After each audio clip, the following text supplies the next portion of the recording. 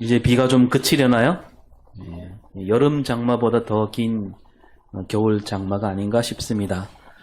쑥값도 좋을 때인데 날씨도 잘 안 도와주고 배도 안 뜨고. 예, 어제 저녁엔 좀 뜯었어요?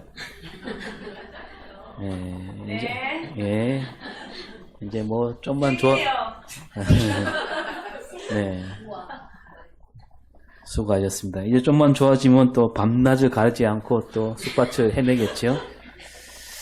근데 여러분, 그 밤이나 새벽에 쑥밭에 혼자 있으면 어떤 생각이 듭니까? 무서울 때가 있습니까? 조금 무서워요? 네. 돈 생각하면 안 무서워요? 저 건너편 그 변천에서 보면 무섭답니다. 불빛이 막 여기저기 왔다 갔다 하니까 이게 무슨 도깨비 불인가 귀신인가. 그 옛날에는 뭐 도깨비 불이 진짜 있었다 그렇게 말하는 사람도 있고요. 또 뭐 귀신도 있다, 뭐 도깨비 불 유령 막 거기 얽힌 이야기들이 많긴 한데, 우리 성경에도 귀신 또 마귀 사탄 나오지요. 예수님께서 이 땅에 계실 때 많은 귀신을 쫓아냈고 또 마귀와 맞서기도 하셨고 또 사탄을 꾸짖기도 하신 이야기. 오늘 읽은 말씀에도 그런 말씀이 나오지요. 오늘 예수님이 소리칩니다. 오늘 말씀 33절에 같이 사탄아 내 뒤로 물러가라. 내가 하나님의 일을 생각하지 아니하고 도리어 사람의 일을 생각하는도다. 예, 사탄아 내 뒤로 물러가라. 이 말씀 누구에게 하신 말씀일까요? 예, 그 앞에 33절 앞자락을 다시 볼까요? 기사 제자들을 보시며 베드로를 꾸짖어 이르시되. 예, 베드로를 꾸짖는 말씀이죠. 그리고 제자들을 보시며 말씀하셨다. 그러니까 이 말씀은 베드로를 비롯한 제자 모두에게 하신 말씀이다라는 것을 알 수가 있는데, 그렇다면 이 말씀 사탄아 물러가라 하신 이 말씀은 이 베드로를 비롯한 제자들이 사탄이란 얘기일까요? 아닙니다. 아니면 이 베드로와 제자들이 귀신이 들렸을까요? 네, 우리가 이 본문 말씀으로 2021년 2월 28일 주일에도 나눴는데요. 제가 그때 말씀을 보니까 뭐 어제 나눈 것처럼 이렇게 또렷이 기억나더라고요. 오늘은 이 본문으로 예수님은 이 제자들에게 이 사탄아 물러가라 하신 이 말씀, 여기에 담긴 뜻이 무엇일까 한번 나누고자 합니다. 예수님께서 제자들에게 하신 말씀이기 때문에 오늘 우리가 예수님을 따르는 사람들로서, 다시 말해 우리도 지금 제자로서 살고 있기에 이 말씀이 오늘 우리에게 주신 말씀이기도 하기 때문이지요. 우리도 자칫하면 예수님께 이런 꾸지람을 들을 수도 있다는 얘기입니다. 자, 먼저 이것부터 짚고 넘어가겠습니다. 우리가 다 알듯이 예수님이 광야에서 사탄에게 시험 받으셨지요. 그때도 사탄에게 소리치기를 사탄아 물러가라 하셨습니다. 이 광야에서 외친 말씀은 사탄에게 바로 하신 말씀이죠. 그 곁에 아무도 없었어요. 뭐 짐승들이 있긴 했는데 사람은 없었습니다. 근데 오늘 말씀은 달라요. 오늘 말씀은 예수님이 베드로를 비롯한 제자들을 보시면서 하신 말씀이에요. 제자들이 정말로 사탄이 아닐 텐데, 아니면 사탄이 부린 귀신이 제자들 안에 들어갔을까? 귀신 들린 사람에게서 귀신을 쫓아내듯이 하신 말씀일까? 그것도 아닌 것 같아요. 왜냐하면 제자들이 겉으로 볼 때 멀쩡했잖아요. 뭐 거품을 물고 쓰러졌다거나 막 엄청난 힘을 막 휘두르거나 뭐 더러운 냄새가 나거나 그거 아니었어요. 제자들은 몸도 멀쩡하고 정신도 멀쩡했어요. 예수님이 그런 제자들에게 소리치시기를 사탄아 물러가라 이렇게 하셨어요. 예수님은 왜 이 멀쩡한 제자들에게 사탄이라고 말씀하셨을까? 그러니까 예수님이 사탄아 물러가라 이 말씀 무슨 뜻인가? 보면 그런 뜻이 담겨 있는 거죠. 제자들은 사탄이 노리는 노림수에 넘어가 있는 겁니다. 사탄이 꼬이는 꿰매에 넘어갔다는 얘기지요. 그래서 예수님이 하신 말씀을 조금 더 풀어서 보면 사탄아 물러가라. 이 말씀은 뭐냐면 사탄이 부리는 꿰매 넘어가지 말라. 이런 말씀으로 하신 겁니다. 그러니까 제자들은 자기도 모르는 사이에 이 사탄이 만들어 놓은 틀에 그 틀 안에 사로잡히고 있었다는 얘기입니다. 자, 그렇다면 제자들은 어쩌다가 이 사탄이 노리는 노림수에 걸리게 되었을까요? 이 물음을 이렇게 바꿔볼까요? 사탄은 어떤 사람을 노리고 있을까? 사탄이 노린 사람이 있어요. 자, 오늘 읽을 말씀 앞에 가서 27절을 보면 읽어볼까요? 예수와 제자들이 빌립보 가이사랴 여러 마을로 나가실세. 예, 예수님과 이야기를 나눈 이 곳이 어디인지 보여주고 있는데 이 동네 이름이 빌립보 가이사랴. 뭐 다른 데서는 또 거꾸로 얘기하기도 합니다. 가이사랴 빌립보 뭐 이렇게 말하기도 합니다. 여기서 빌립은 뭐냐 하면 이 분봉왕 헤롯 동생 빌립을 가리키는 말이에요. 그 빌립 이름을 따서 빌립보라고 했고요. 가이사랴는 뭐냐 하면 가이사를 가리킵니다. 가이사가 누구예요? 온 로마를 다스리는 황제 이름이지요. 무슨 얘기냐면 로마 황제 가이사가 분봉왕 빌립에게 준 말들이란 뜻이에요. 근데 이 사탄은요, 가이사나 빌립을 노리지 않아요. 왜일까요? 이미 가이사나 빌립은 사탄이 마음대로 쓸 수 있는 사람이지요. 노릴 필요가 없습니다. 사탄은 세상 권세를 쥐고 있고, 그들은 그래서 언제든지 사탄이 하라는 대로 할 사람들, 굳이 말하지 않아도 그렇게 할 사람들이란 얘기입니다. 자, 이어서 예수님이 제자들에게 물으시죠. 27절 뒷자락에 사람들이 나를 누구라고 하느냐? 예, 여기서 사람들은 누구를 가리키나요? 제자들이 아니고 저 밖에 있는 사람들, 예수님을 따르지 않는 사람들이에요. 그들이 생각하는 예수님, 그들은 예수님을 어떻게 생각하고 있어요?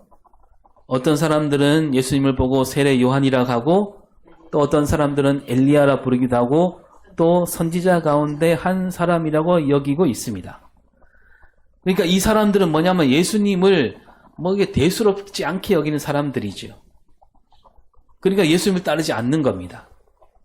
이 사람들은 누구 아래에 있는 사람들이에요? 앞에 말한 대로 빌립이나 가이사를 따른 사람들이에요. 더 거슬러 올라가면 사탄의 수하에 있는 사람들이란 얘기입니다. 여러분, 사탄은 이런 사람들도 노리지 않아요. 왜냐하면 그 사람들 또한 이 사탄 소나기에 들어있는 사람들이기 때문에 굳이 사탄이 건들지 않아도 되는 거죠. 같은 편이에요. 이렇게 사탄은 자기를 따르는 사람, 자기 밑에 있는 사람들은 그냥 내버려 둬도 되는 겁니다. 그들은 알아서 말 잘 들으니까. 그러면 사탄이 노리는 사람들은 누구냐? 누구냐 하면 바로 지금 예수님을 따른다고 하는 그 제자들을 노리고 있는 거죠. 지금 선거철이 다가오고 있잖아요. 선거철마다 하는 말이 있는데 집토끼, 산토끼 그럽니다. 무슨 얘기냐면 집토끼는 자기 고정 지지층을 가리킵니다.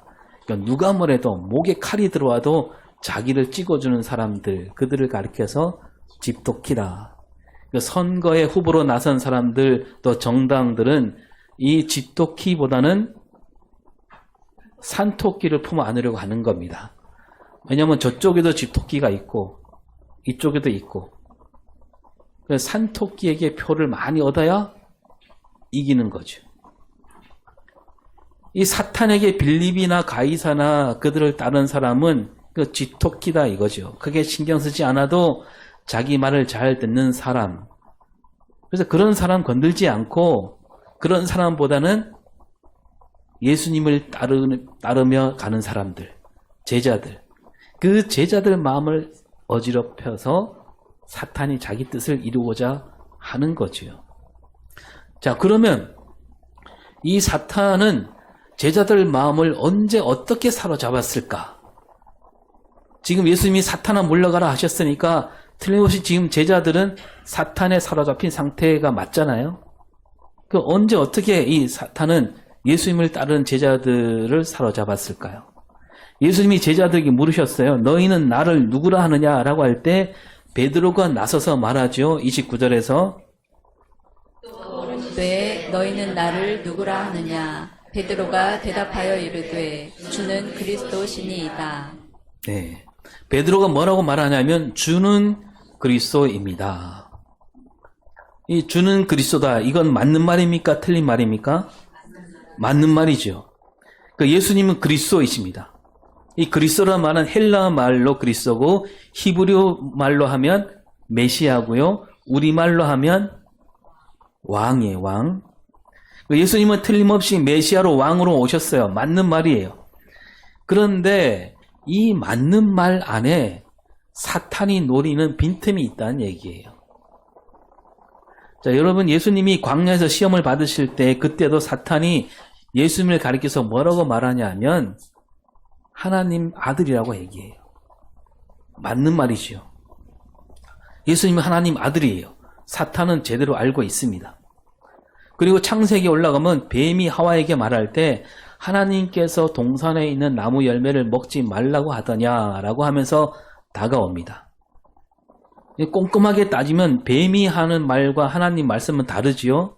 하나님은 선악을 알게 하는 나무 열매를 먹지 말라 하셨습니다.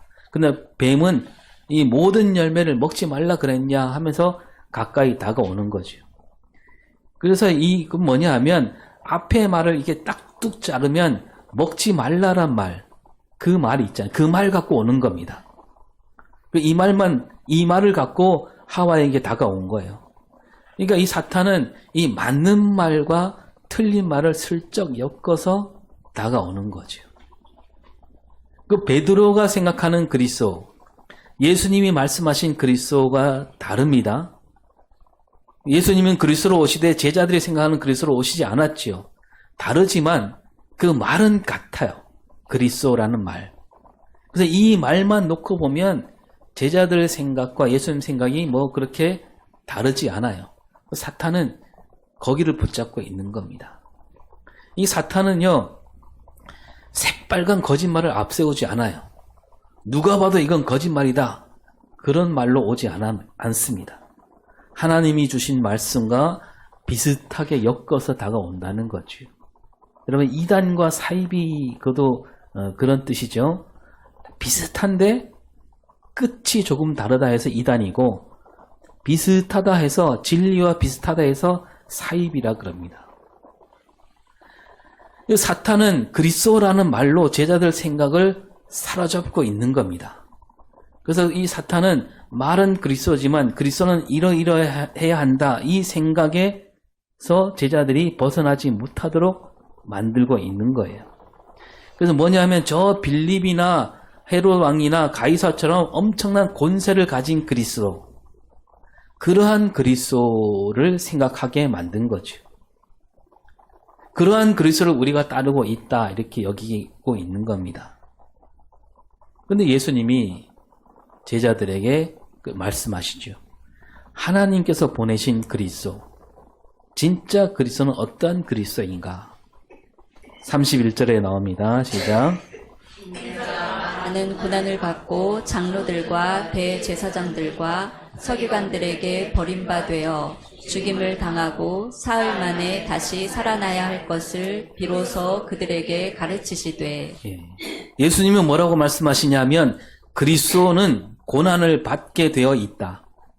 버림을 받고 죽임을 당한다. 그리고 사흘 만에 다시 살아난다. 이렇게 가르치시고 있습니다. 이게 처음으로 가르치신 말씀이었다라고 하는데 그러면서 32절 그 앞에 앞자락에 보면 뭐라고 되어 있냐면 시작. 드러내놓고 이 말씀을 하시니. 예수님이 드러내놓고 말씀하셨다. 그러니까 대놓고 말씀하셨다는 얘기죠. 예수님이 여러분 제자들을 가르칠 때 어떻게 가르치냐면 주로 비유를 들어서 말씀하실 때가 많잖아요. 또 앞으로 겪을 일에 대해서도 뭐 이렇게 대놓고 말씀하신 적이 없어요. 근데 이번에는 다릅니다. 있는 그대로 곧이곧대로 말씀하셨다는 얘기예요. 그러니까 제자들이 바로 알아듣도록 가르치셨습니다. 그래야 될 때가 됐다는 얘기입니다. 그러자 이 말씀을 듣고 제자들이 이게 무슨 말씀인가 묻지 않고 깜짝 놀라는 거죠. 알아들었습니다. 그 베드로가 나서지요. 32절 뒤에 뭐라고 돼 있어요? 베드로가 예수를 붙들고 항변하매. 네, 베드로가 붙들고 항변했다. 거세게 말렸단 얘기지요. 그래서 이제 언뜻 보면 무슨 여기에 사탄이 도사리고 있겠나 그런 생각할 수가 있어요. 왜냐하면 그렇잖아요. 스승이 죽는다 그러는데 고난받고 죽는다 하는데 뭐 어느 제자가 그냥 가만히 듣고 있겠습니까? 더구나 성질 급한 베드로인데 나서는 거 뭐 그리 이상할 것 없습니다. 제자라면 마땅히 그래야만 했지요. 그런데 예수님은 뭐라고 하셔요? 사탄아 내 뒤로 물러가라. 다른 제자들도 다 들으라는 듯 그렇게 크게 꾸짖고 있다는 것은 다른 제자들도 그런 비슷한 생각을 하고 있다는 얘기지요. 왜 그렇게까지 말씀하셔야 했을까 이런 생각을 지울 수 없는데 뭐 베드로가 엄청난 범죄를 저지른 것도 아니고 또 스승을 생각하는 마음으로 말렸을 뿐인데 베드로를 향해서 사탄아 물러가라 뭐 좀 지나친 말씀이 아닌가. 설사 제자들이 좀 잘못 생각하고 있다손 치더라도 예수님이 적어도 이렇게 말씀하는 게 맞는 거 아닌가요? 요한의 아들 시몬아 네 마음은 내가 넉넉히 알고 고맙게 생각한다. 하지만 내가 할 일과 내 갈 길은 이런 거다. 너희들이 생각하는 것과 좀 다르다 하면서 가르쳐 주셔야 그게 더 예수님답고 더 어울리는 대답이잖아요. 그래서 여기서 우리는 이 사탄이 노리는 노림수를 조금 더 뚜렷하게 알아낼 수가 있습니다. 베드로와 제자들 생각에 스승이 고난과 죽음으로 간다는데 말리지 않을 사람이 누가 있는가 이런 생각으로 지금 예수님 말리고 있잖아요. 그래서 이건 누가 봐도 누가 들어도 이거는 뭐 잘못된 생각은 아니다. 근데 여기에 빈틈이 있다는 거죠. 그 사탄이 이 빈틈을 노리고 있는데 그래서 웬만한 사람이라면 여기에 넘어갈 수 있어요. 왜냐하면 이 제자들이 내가 아끼는 제자들이 이렇게 나를 걱정해 주는데 뭐 그래 마지 못한 척, 못 이기는 척 그래 그럼 뭐 고난과 죽음으로 가는 길 말고 다른 길로 가도 괜찮지 않을까. 또 예수님이라면 다른 길로 갈 수도 있잖아요.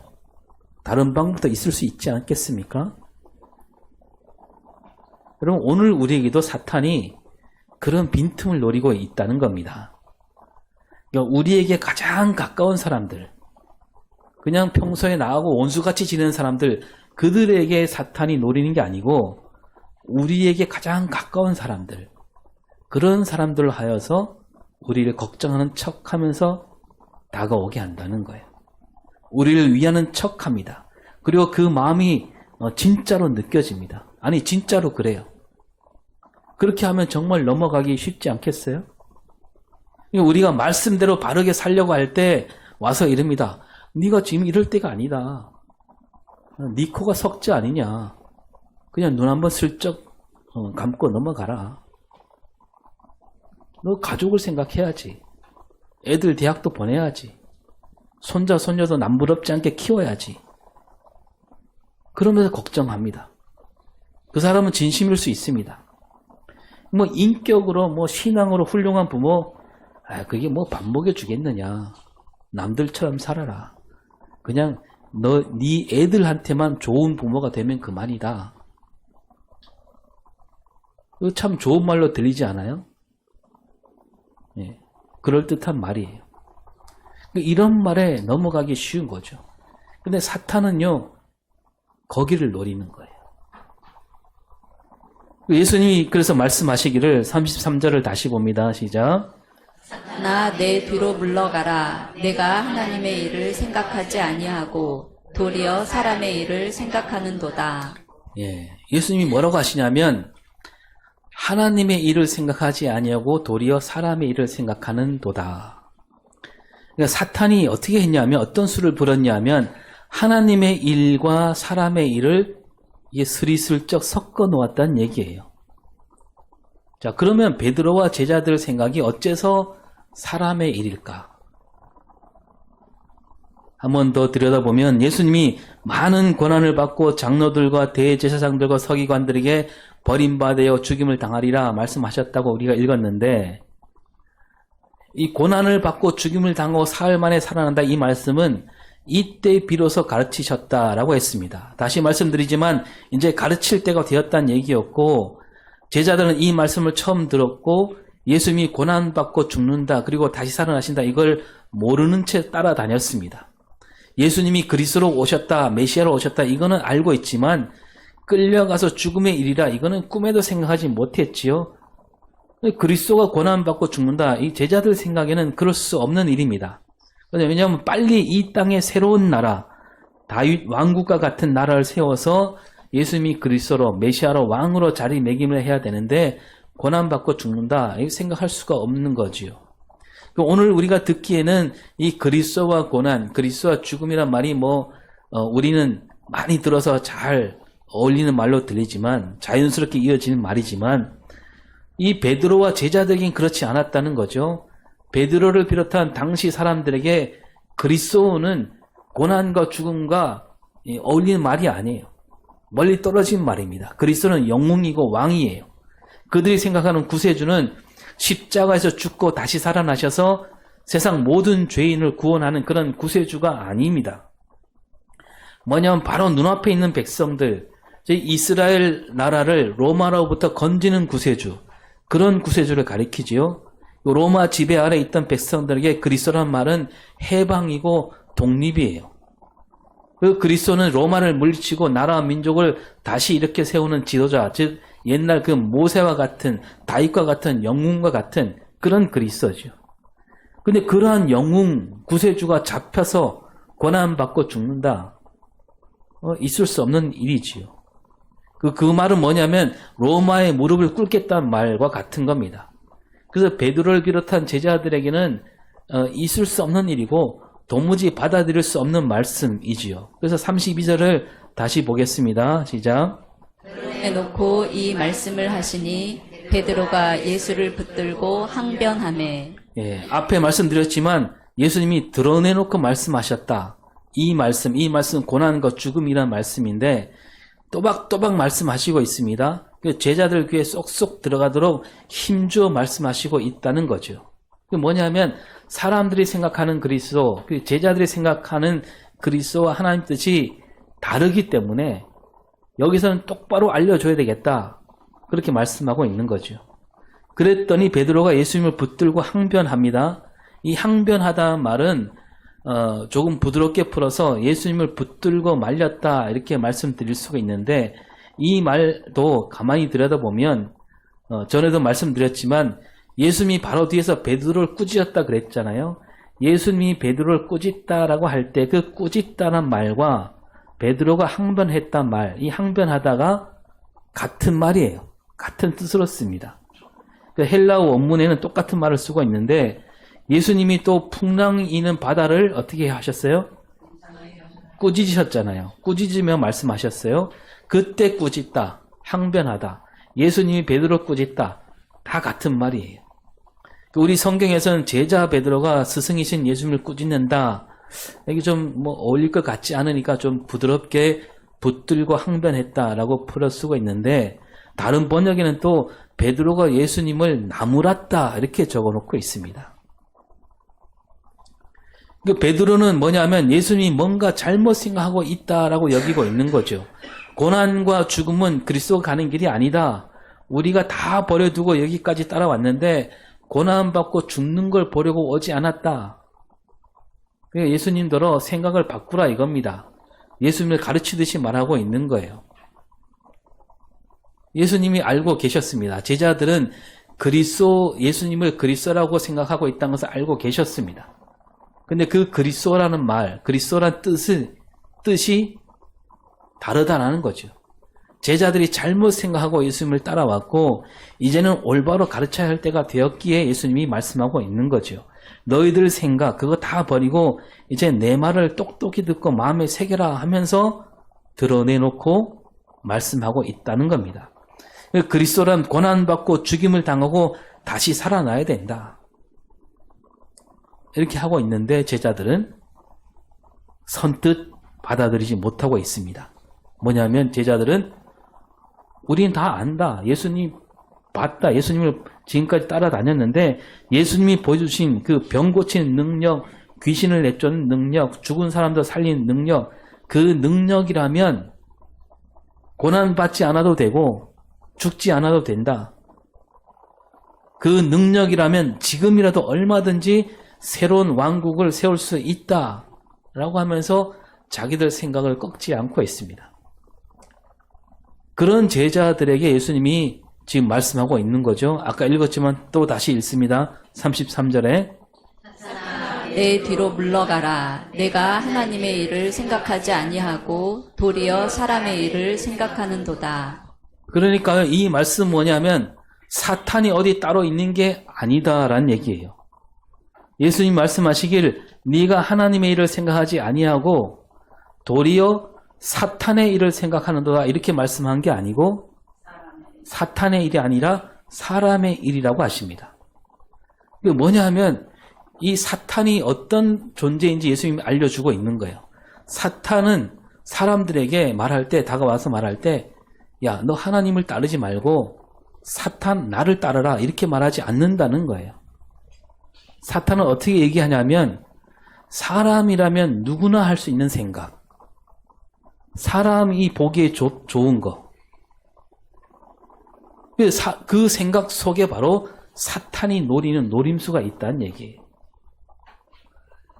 여러분 제자들은 어때요? 제자들은 우리는 저 헤롯이나 가이사와 다르다 이렇게 생각하고 있잖아요. 그러니까 예수님을 따랐지요. 그리고 예수님 보고 세례 요한이다, 엘리야다, 선지자 가운데 하나다 그런 사람들과도 제자들은 다릅니다. 그래서 이 제자들은 우리는 예수님이야말로 그리스도다 그렇게 믿고 따르는 사람들, 우리는 저 억눌린 채 사는 사람들, 숨죽이며 하루하루 버티며 사는 사람들, 그들을 건지고 그들을 위해서 새로운 나라를 이루려고 여기까지 왔다 그렇게 생각하고 있는 거예요.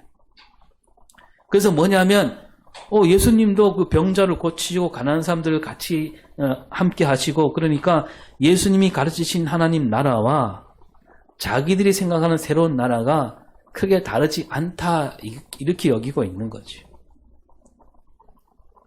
그러나 예수님이 보시기에는 이 제자들이 누구에게 사로잡혀 있어요? 사탄에게 사로잡혀 있어요. 겉으로 보기에는 예수님이 말씀하시는 하나님 나라를 바라보며 따르고 있지만 그러나 여러분 그 속을 들여다보면 어떨까요? 나중에 나오지만 그 뒤에 읽어보면 나오지만 제자들에게 욕망이 있습니다. 예수님이 이루신 그 나라가 이루어질 때 나도 그 영광을 누려야지. 그런 속마음이 담겨 있는 거 아니겠어요? 나도 고깃배를 버렸고 그물도 버렸고 가족도 떠났으니까 그 정도쯤은 누려야 되지 않는가. 이런 생각 사탄은 바로 그 빈틈을 비집고 들어왔다는 얘기예요. 그리고요 한 걸음 더 들어가면 헤롯 왕과 로마 황제에게 맞서는 그리스도, 그런 그리스도가 되려면 어떻게 해야 됩니까? 그들을 물리쳐야 되겠죠. 한바탕 뭐가 일어나요? 전쟁이 일어나야 되는 거예요. 그렇게 되면 어떻게 될까요? 많은 사람이 끔찍한 죽음에 이르게 됩니다. 이게 사탄은 뭐냐면 사람과 사람이 서로 싸우게 하고 사람과 사람이 서로 죽이도록 만드는 겁니다. 예수님이 제자들 생각대로 로마에 맞서 싸우신다면 틀림없이 누가 이겨요? 예수님이 이긴다고 생각하겠지요? 근데 싸워 이기려면 뭘 해야 됩니까? 죽여야 됩니다. 제자들이 보기에는 우리가 이길 수 있다, 그리스도가 이겼다라고 하겠지만 그게 아니에요. 예수님을 꿰뚫어 보고 계십니다. 그렇게 하는 것은 곧 누구 뜻대로 되는 거예요? 사탄이 그린 그림대로 흘러가는 거예요. 어느 쪽도 이기는 게 아닙니다. 오직 사탄이 이기는 길이에요. 그래서 세상에 있는 모든 전쟁, 그 뒤에는 누가 있느냐? 누가 있어요? 사탄이 있는 겁니다. 전쟁을 일으킨 사람들 모두 사탄이 부리는 그 졸개들이에요. 말이 좋아 인민해방이지 사탄에게 놀아난 겁니다. 사탄에게 놀아난 사람들이 무기를 만들었고 무기를 만들어 놓고 보니까 써먹고 싶었고 써먹으려니 전쟁이 일어나도록 남과 북을 갈라지게 했고요. 마침내 끔찍한 전쟁이 일어나 수많은 사람을 죽게 했습니다. 여러분 그때 누가 이겼습니까? 남쪽이 이겼습니까? 북쪽이 이겼습니까? 유엔군이 이겼나요? 중공이 이겼습니까? 아니요. 누구도 이기지 못했습니다. 오직 누가 이겨요? 사탄이 이긴 거예요. 오늘도 사탄이 노리고 있습니다. 빈틈을 노리고 있어요. 전쟁을 부추기고 있습니다. 이런 시대 우리가 꿰뚫어 봐야죠. 저 뒤에 누가 있다고요? 사탄이 있는 거예요. 우리는 사탄에 넘어가지 않도록 이 사탄이 노리는 노림수에 걸려들지 않도록 힘써야 됩니다. 그러면 어떻게 해야 우리 사탄에게서 벗어날 수 있을까요? 예수님이 그 길을 가르쳐 주셨지요. 오늘 말씀에서 예수님이 사탄아 그러면서 뭐라고 하십니까? 내 뒤로 물러가라. 여기에 사탄의 노림수에서 벗어난 길이 있는 거예요. 사탄아 내 뒤로 물러가라. 내 뒤는 누구 뒤예요? 예수님 뒤입니다. 그러니까 말하자면 사탄이 예수님 앞을 가로막고 있는 겁니다. 예수님이 가신 길을 막고 십자가 고난으로 가지 못하도록 가로막고 있는 거예요. 십자가 고난으로 가지 말고 가서 싸우라 이겁니다. 예수님을 위하는 척하면서 그 길을 막은 거죠. 베드로와 제자들은 자기 생각, 자기 뜻을 예수님이 말씀하신 하나님 나라 앞에 세운 거예요. 자기도 모르게. 그 뒤에 사탄이 있는 것을 전혀 알지 못한 채. 먼저 하나님 나라와 그 뜻을 구해야 되는데 자기가 보기에 좋은 거. 그걸로 예수님 앞을 가로막은 거죠. 예수님이 그들을 향해서 내 뒤로 물러가라 하신 거예요. 내 뒤로 물러가라. 앞에 있지 말고 내 뒤를 따라오란 얘기죠. 그럼 언젠가 이 말씀을 드린 적이 있잖아요. 우리가 어떤 어려움을 만났을 때 어려운 일이 생기면 어떻게 합니까? 우리 믿는 사람들은 기도하잖아요. 우리 앞에 어떤 걸림돌이 생겼다 그러면 그럼 어떻게 기도합니까? 하나님 저 걸림돌을 얼른 치워주세요. 이 걸림돌을 넘어갈 수 있도록 용기를 주세요. 힘을 달라고 기도하지요. 그럼 그렇게 기도하면 될까요? 이 걸림돌을 치우거나 걸림돌을 넘어가거나 이거는 누구 생각입니까? 내 생각이에요. 내 마음이잖아요. 그 기도는 뭐가 되냐면 마치 이거죠. 하나님 지금 뭐 하고 계십니까? 지금 내 앞에 이게 있는데 빨리 치워주세요. 이거 넘어갈 수 있도록 도와주세요. 그러니까 뭐예요? 내 뜻, 내 생각을 때로 하나님을 지금 시키고 있는 거예요. 하나님 앞에 있는 거예요, 내가. 하나님을 종으로 부르고 있는 거랑 마찬가지예요.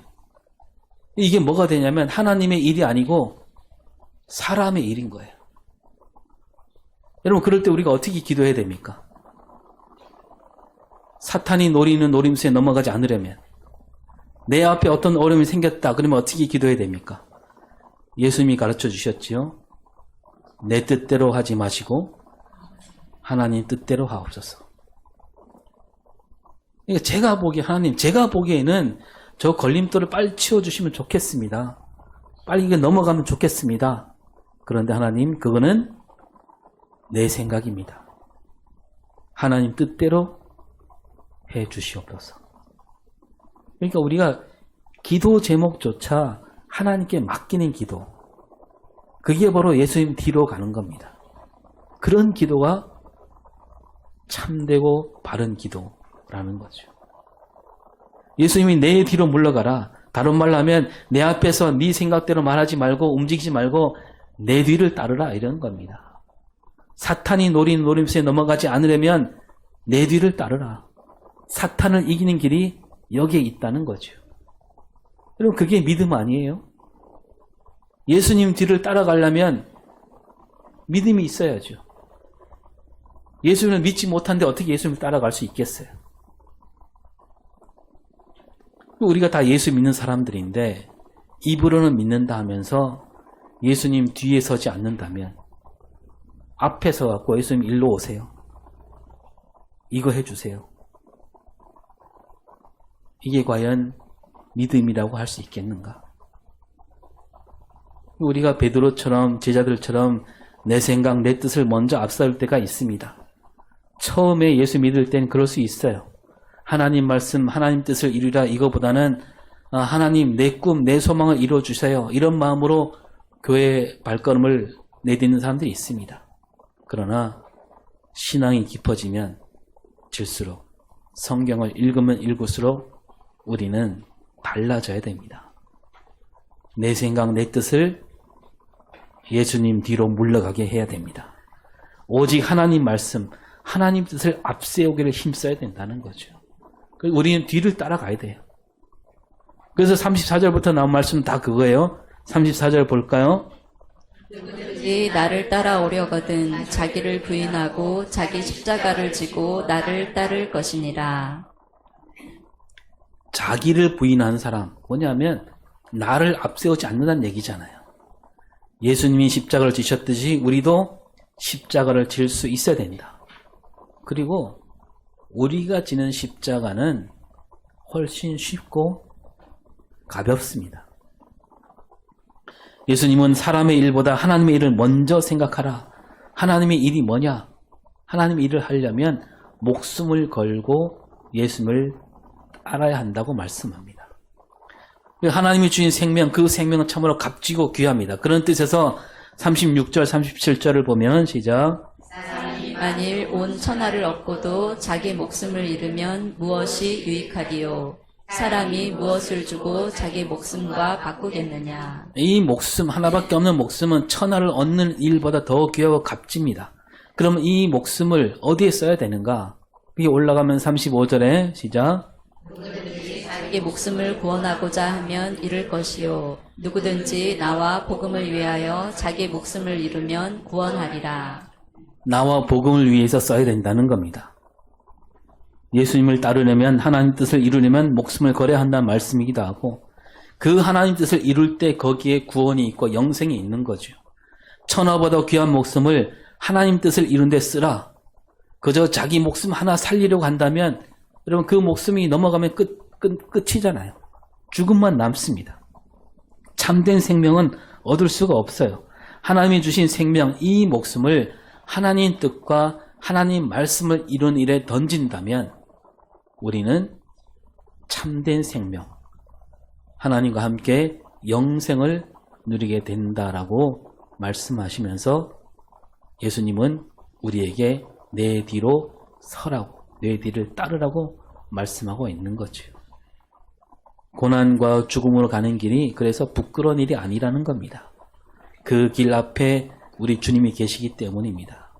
오늘도 우리가 주님을 따라 하나님 나라와 하나님 뜻을 이루는 일에 힘쓰고 애쓰는 그런 사순절을 보낼 수 있기를 바라겠습니다.